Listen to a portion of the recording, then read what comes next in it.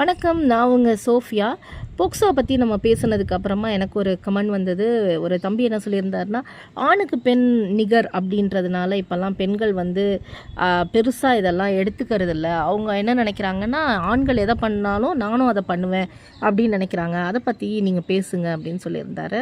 நல்ல கருத்து. ஆண்களுக்கு பெண்கள் நிகர் தான், இல்லைன்னு நான் சொல்ல மாட்டேன். ஆனால் இந்த ஒரு வார்த்தையை சொன்னால் எல்லோரும் நம்மளை ஃபெமினிஸ்ட்டுன்னு சொல்லிடுறாங்க. சொல்லிட்டு போட்டோம். ஆனால் நம்ம வந்து ஆணுக்கு ஏதாவது பிரச்சனைனாலும் பேசுகிறோம். அவங்களுடைய என்ன கஷ்டம்னாலும் அதை நம்ம புரிஞ்சுக்கிட்டோம். அதையும் நம்ம பேசுகிறோம், இல்லை கன்சிடர் பண்ணுறோம், இல்லைன்னு சொல்லலை.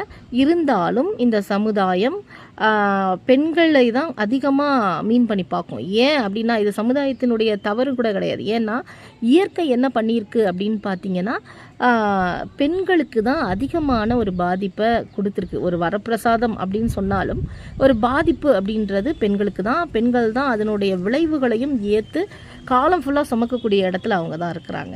நிறைய விஷயங்கள் இந்த ட்ரைனிங்கில் நான் கேள்விப்பட்டேன். ட்ரைனிங் இல்லாமல் நிறைய நம்ம பொதுவெளிகளையும் கேள்விப்படுறோம். நம்ம வந்து இதை பெண் குழந்தைகள் வந்து 9 வயதில், 11 வயதில், 14 வயதில் நம்ம கன்சீவ் ஆகுறாங்க. அது மட்டும் இல்லாமல் குழந்தைய பெற்று எங்கே போடுறதுன்னு தெரியாமல், என்ன பண்ணுறதுன்னு தெரியாமல், அதுக்கு அரசாங்கம் சரண்டர் பேபி அப்படின்ற ஒரு திட்டத்தெல்லாம் கூட உருவாக்கியிருக்காங்க. அதெல்லாம் கூட நம்ம அடுத்து பார்க்கலாம்.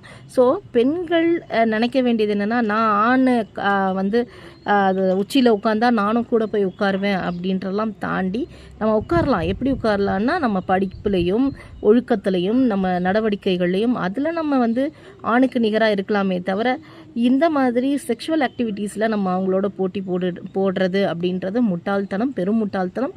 அது மட்டும் இல்லாமல் பெண்கள் வந்து நான் வந்து பாய் ஃப்ரெண்டோட படிக்க போகிறேன், இல்லை பாய் ஃப்ரெண்டு ஒரு 4 பேர் உட்காந்து பார்ட்டி பண்ணிகிட்ருக்காங்க, அதில் நான் ஒரு ஃப்ரெண்டாக போய் கேர்ள் ஃப்ரெண்ட் உட்காந்துருக்கேன் அப்படின்னு நினைக்கிறதெல்லாம் நம்ம கல்ச்சருக்கு அது ஒத்து வராது. இன்னொன்று, நம்ம குழந்தைகள் தான் அதிகமாக பாதிக்கப்படுறாங்க. அதனால் 14, 15 வயது உள்ளவங்கள தான் குழந்தைங்கன்னு சொல்கிறதில்ல. இப்போல்லாம் 18 வயது இருக்குது. அதாவது 17 வயது 11 மாதங்கள் 29 நாட்கள் இருந்தாலே அவங்க குழந்தைங்க தான். ஸோ இவ்வளோ நம்ம வந்து கவர்மெண்ட் வந்து நம்மளை பற்றி யோசிக்கிறாங்க, நம்மளுக்காக பல விஷயங்கள் பண்ணுறாங்க. நம்ம அவங்களுக்கு என்ன பண்ண போகிறோம் அப்படின்னா, இந்த மாதிரி குற்றங்கள்லேருந்து நம்மளை கொஞ்சம் பாதுகாத்து, நம்ம கொஞ்சம் ஒழுக்க நெறியோட, கொஞ்சம் கட்டுப்பாடோட பெற்றோர்களுக்கு அடங்கி இருந்தோம் அப்படின்னாலே இந்த மாதிரி விஷயங்கள்லேருந்து நம்மளே பாதுகாத்துக்கலாம். ஆணுக்கு பெண் நிகர் சமம், நான் இல்லைன்னு சொல்லவே இல்லை.